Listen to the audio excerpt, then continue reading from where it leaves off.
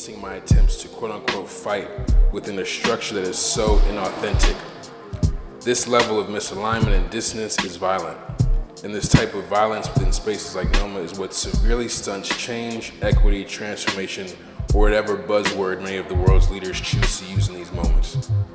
To continue the endless love I have for my city and its largest museum, I find it nearly impossible to continue working in this manner in such a violent and inauthentic environment, and thus will be concluding my tenure with the institution at the conclusion of the Call to the Camera Black American Studio Photographers Exhibition.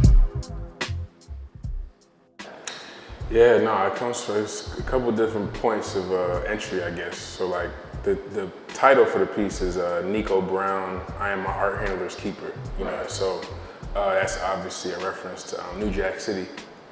Wesley Snipes' character Nino Brown. You know, and he says in the film, I am my brother's keeper. You know, and so the piece really comes from, I think, you know, starts a little bit with that, starts a little bit with my experience, you know, working at NOMA for almost 5 years. I was there from February 2018 to January of this year. And so just learned a lot, obviously, in that role. And particularly the piece is constructed with Cats and Best Off duffel bag, a duffel bag that says drug money, and a duffel bag that has NOMA's logo. And so, like, you know, for people who don't know, Cats and Best Off, that was a very popular drugstore in New Orleans for decades. I believe it started in like the 30s or the 40s. It went up until like, I think early 2000s. Like when I was a kid, I remember I lived off of Gentilly Boulevard. There was a K&B right there. And so the Best Off family now is the largest private donor to NOMA. You know, and so I've said, like, you know, this piece is as much about NOMA as it isn't about NOMA. Like it's really just, you know, it's meant to be even a humorous take on, you know, the irony, you know, of like, technically, you know, this is drug money that is the largest funder of this major institution, one of the most culturally important, relevant institutions in the region, you know. And so just really just trying to open up a conversation about how we categorize funding, you know, where funding comes from, and what funding is sustaining these places that we go to and patronize, you know.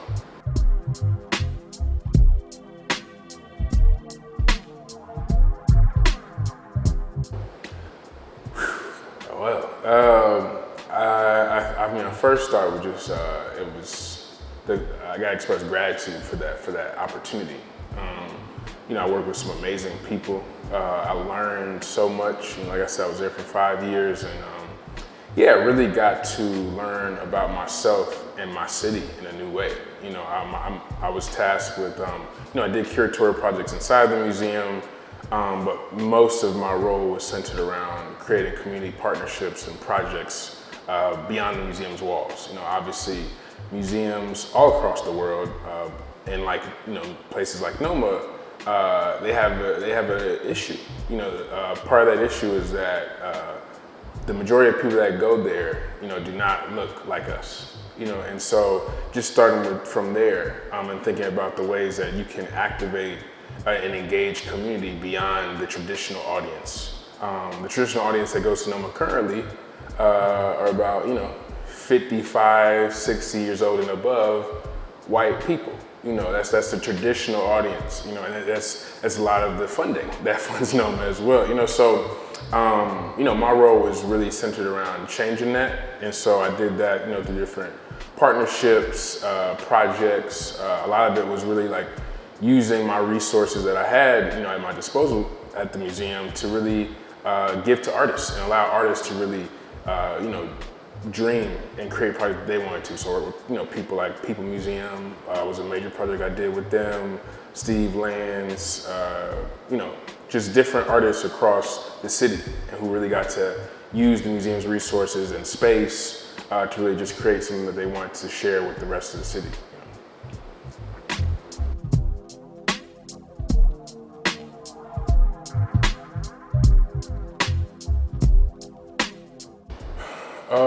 Yeah, I mean, I think with an institution that old, with an institution with that type of history, you know, NOMA was founded in 1911. I always like to center myself around the fact of, you know, it was museum founded in 1911, on former plantation land. That's an Allard plantation. 4 years after the founding of that museum, a Confederate monument dedicated to PGT Beauregard was erected, in front of that museum, essentially welcoming you into this park, which is, like I said, a former plantation. So there's so many layers of exclusion already in the built environment, and then you go to even, the fact of, Black people weren't even allowed to go into that space until late 50s, early 60s. So for 50 plus years of this museum's history, Black people were not allowed to go. So that's an entire generation and multiple generations of people. I say, like, when I was there, my mom, when she was a kid, couldn't go into that museum for a period of her childhood. Thankfully, because of progress and just movement, I was now working as a curator at that museum. So that's progress, that's power. But I think in that space, you have to work against all that history. You have to work against all that inequity and the unintentional, unspoken inequity that continues to occur. Like some of these facts around the space show, Black art is still acquired at a very much lower level than art from other artists in those types of spaces. Black people are not going to those spaces as much because there's a dissonance, there's a lack of connectivity between people, Black people in those types of spaces. And so I think having to often do that, sometimes the only Black person in a room, the only Black person at a table, it was a lot emotionally to hold at times, and so it taught me a lot, like I said, but it definitely wasn't the easiest always, because people have differing priorities, and so like, my priority is not gonna be the same priority for somebody who's maybe a different hue than me or a different socioeconomic class than me in that same table, so yeah, I think that was just a lot of what I had to navigate in that space.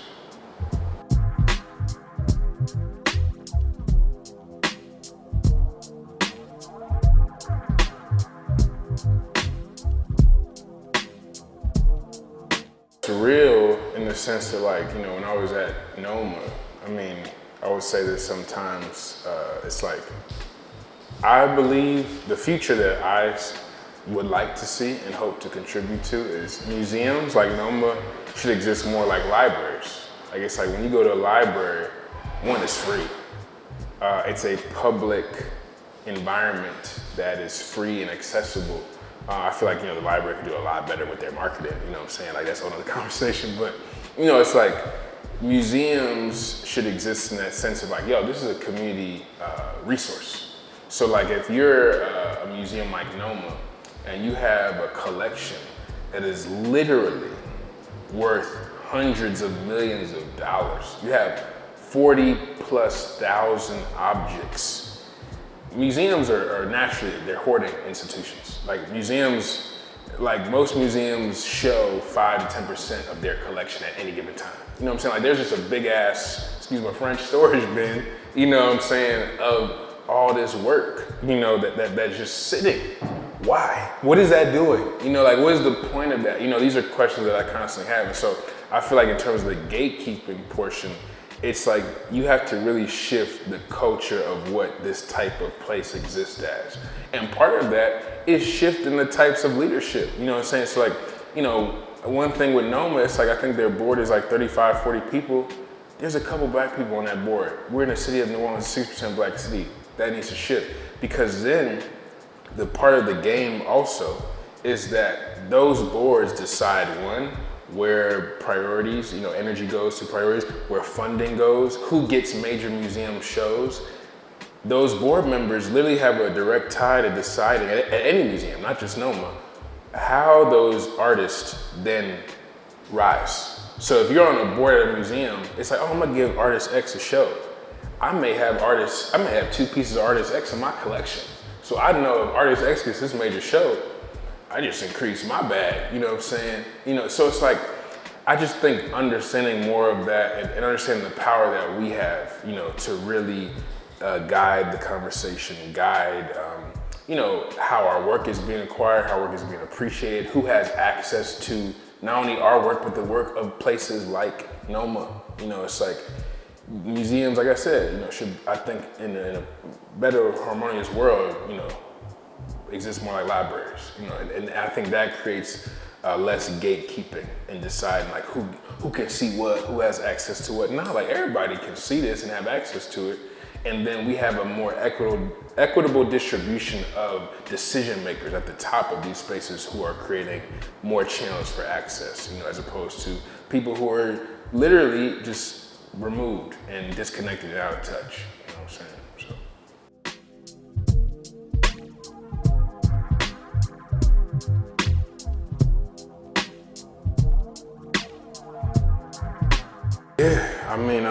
That article, one, just got to shout out Marta Rodriguez Malik, who was the artist who had this project called Brierre Aziz, To Die Is To Live.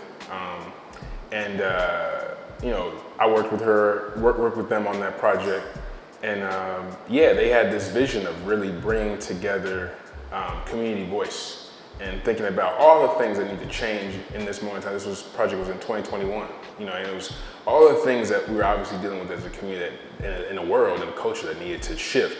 And so for me, the part that really hit was thinking about the environment of the museum, the environment of the art industry, and that needing to shift. And like I mentioned in the article, art, in my opinion, I think many others' opinion, is the most humanistic thing we got. It's the creative expression is the root of our humanity. And so you have this period where that was just natural, that was just free. It was truly human. And then capitalism comes in, greed comes in, hate comes in, and creates this industry. I go back to the fact as well, African art, black art, its origin in the Western world comes from looting. Similar, it's just like the black body in the Western world. While they were stealing our bodies from Africa and bringing us here to work, they were also stealing our expressions, our objects, these things that we were making. And so if that is the case, then the way that black art is appreciated today also has that same root, And so I think, with that idea of art and artists need to die, it's like that idea of the way that the art industry functions currently needs to shift, because if it doesn't, we're gonna continue to see these inequities. Sure, there may be a few more black artists here and there collected by an formerly racist institution, but there's not gonna be true shifting if we don't address the origins of the toxicity, And so, I think that's what that article was about, and kind of a lot of my thinking around the more financial, economical components to this thing that we call art,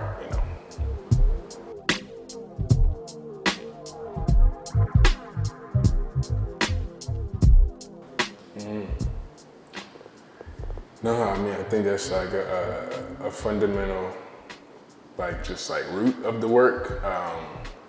For me, it starts, I think, personally, growing up here, I went to, didn't finish, thankfully, because of Hurricane Katrina, but I went to Jesuit High School, and so as you know, as a kid in this city, your quote unquote value, especially in Catholic, majority white environments, is tied to often sports. Like how much, what are you bringing to this space? And so for me, I go back to that period of my life because I remember pre-Katrina, I was just so obsessed with making the basketball team, And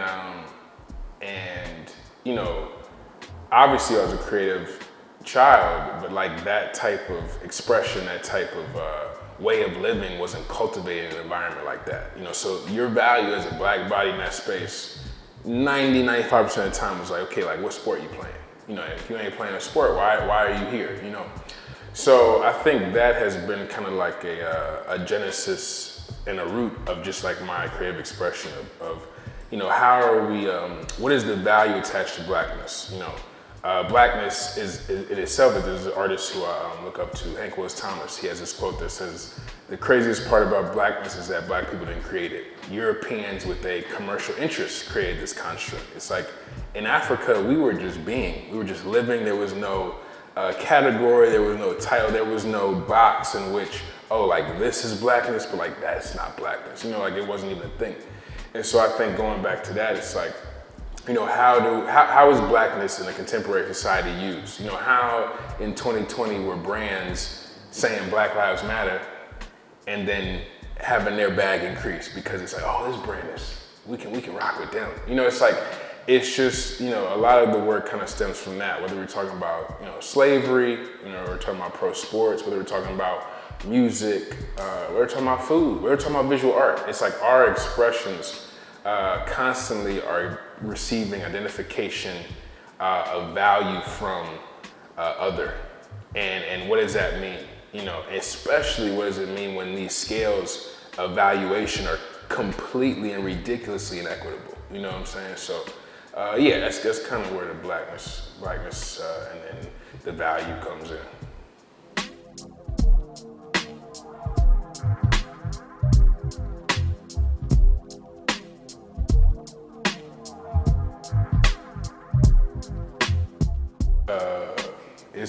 I find it easier to answer how New Orleans doesn't affect my work. You know, I think even with this next step right now, going to Yale, it's like all of my expression comes from being from and living in this city. You know, and so while I'm, you know, going there for a period of time, it's like, you know, I have no choice but to come back, because it's nothing. I've been all across the world now, like 30, 35 different countries. Nothing gives me what this place gives me. And I think also the world, you know, New Orleans, I mean, from a historic standpoint, you know, my mom's from Haiti, my dad's from here. From a historic standpoint, the world doesn't exist in the same way without this place. Whether we're talking about the fact that it was next to the slave trade in North America, whether we're talking about the invention of things like jazz and blues and the food culture, all these things, you know, America does not, particularly the United States, does not exist in the same way. And so, you know, there's a reason when people come here, often they're like, there's just something about this city that just like, I don't know, like it's just different. It doesn't feel like America. All this, it's that African Haitian root, but also it's the African Haitian root in conversation with, unfortunately, colonialism. You know, the Spanish and French influence that we have here.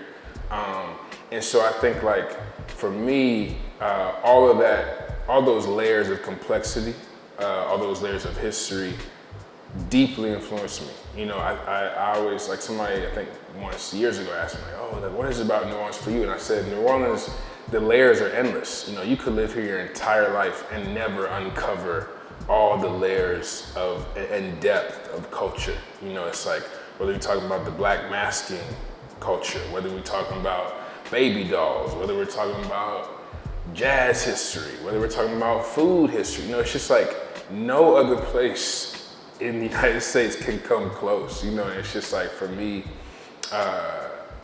as an artist, you know, you could just walk around the French Quarter of Bywater, and if you're somebody that's just constantly stimulated from creativity, your brain is gonna be going wild, because it's like, yo, the colors, the ironwork, the people, the vibe of the people, it's everything. You know, so New Orleans is everything, and it deeply just influences what comes out of my mind creatively. So yeah, I could go on and on about that one.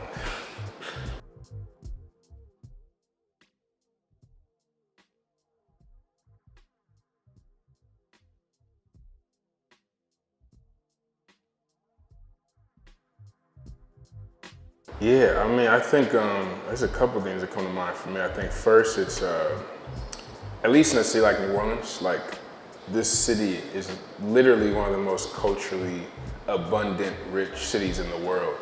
And I think for people who take on and or accept the term of artist as a creator here, you have to struggle with that overabundance. And you have to struggle with a lack of full appreciation for that overabundance. You know, my uncle, amazing artist, Haitian artist, painter, Jean-Pierre, I got to grow up around him and many other artists and creatives. Often these artists who exist here, you find more appreciation, whether it's just even just financial appreciation outside the city. You know, and that's another conversation, but I think that creates some of the difficulty. On the other end of the equation, I think there's an education that has to happen. I was just talking to a friend earlier this morning about it, in terms of how do you educate around Black collectorship?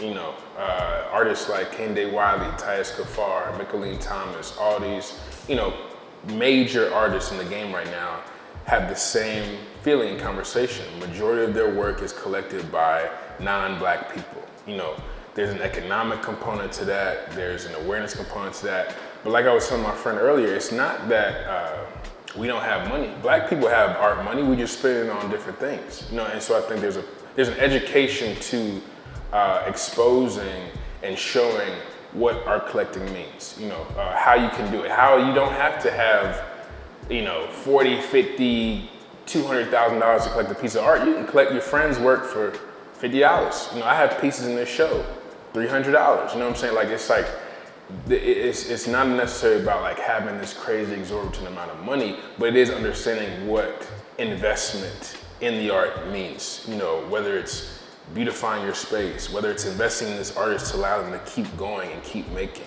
You know what I'm saying? So I think those are some of the aspects to just even titling this exhibition Yale Sale. Like, yeah, like I'm, you know, showing how I'm going to Yale, but also I want to be transparent about finances. Of like, hey, like I got a full scholarship to Yale, thank God, you know, but also there's other expenses that come with that. There's also other financial components to this industry that I feel like need more conversation, whether it is the collecting part, whether it is the acquisition museums part, whether it is how a museum director is making money, how much she's making, you know, all these things, you know, I think are part of the conversation when we talk about the sale, you know. So yeah, that's kind of my feelings on that.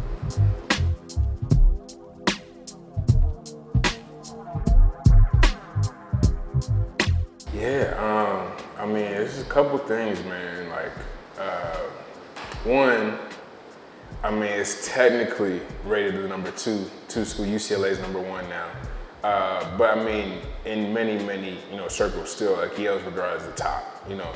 And that comes with a lot. That comes with good and bad things. But I felt like for where I'm at creatively, the kind of journey I've been on, and the path that I'm trying to continue on and elevate to, Yale was the best option for me. I think it, you know, it's history, like all the artists I just mentioned, Titus Kaphar, Micheline Thomas, Kende Wiley, they all went to Yale. You know what I'm saying? Yale's Black alumni list is honestly unmatched, you know, and I think to be a part of that lineage was something that was very exciting to me.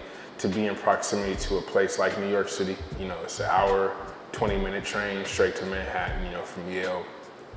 To be in that area, that's where a lot of the art happens. You know, New York and LA. I think New York still in a little more ways than LA, you know, is where like, that's where the energy is. And so I think to go there, like I said, they gave me scholarships, so that helped.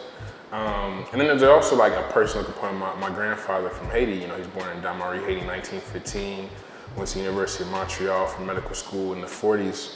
But then 1949, 1950, he did his residency at Yale. You know, so like there's like a component to me. It's like, oh, like this is a remix of a life lived. This is him, you know, pushing me and guiding me to this point. You know, so there's an ancestral component to the decision as well. And so yeah, I mean, like I said in my interview a couple times, Yale is Yale. You know, you hear that name. You know, I was joking with my dad. I said I could be going to Yale for grass cutting, and that would be fire. You know what I'm saying? Because it's Yale. You know, so yeah, I think all that combined, just the ability to even go beyond the art school, you know, of taking classes at Yale beyond the art school was a big part of the decision. So yeah.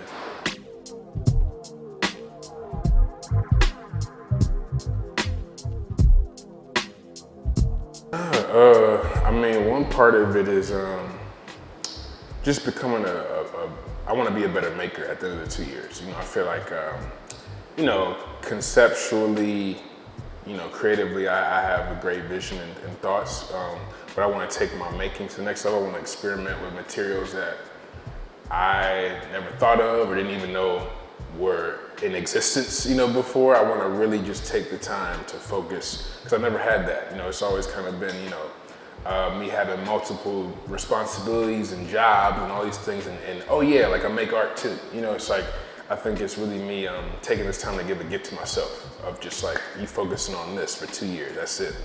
Apart from that, it's like, I feel like I think I mentioned before, New Orleans is literally one of the most creative cities in the world. I think, going to a space like that, with all that I get from here and all that will continue to get from here, in a way like representing, for New Orleans in that type of space, I feel like I have no doubt that will naturally direct more light and resource to this space. Like part of me going there is to, really go into them circles. That's where the top of the top art moves are happening. There are people that go to Yale before you even get there, and then after, while you're there, like that is where a lot of, art movers, shakers, collectors go, to understand what the pulse is. And so, of course, New Orleans is on my sleeve, and that's going to be me showing the world what New Orleans is about, in that space, and then be like, hey, let's direct some more of that down, because that's necessary, So that's the two, I think, right now main goals. It's like giving myself this time and space, but also going there and really showing the world what New Orleans is about.